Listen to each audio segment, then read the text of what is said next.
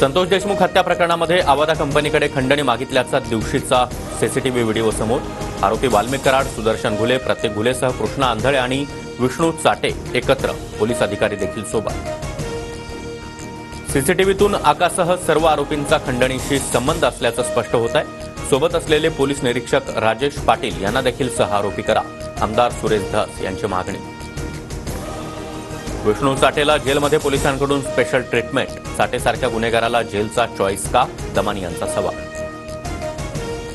धनंजय मुंडेंना कोणत्याही यंत्रणेनं गुन्हेगार ठरवलेलं नाही, त्यामुळे मुंडेंनी राजीनामा देण्याचा प्रश्नच येत नाही, दिलीप वळसे पाटील यांची प्रतिक्रिया.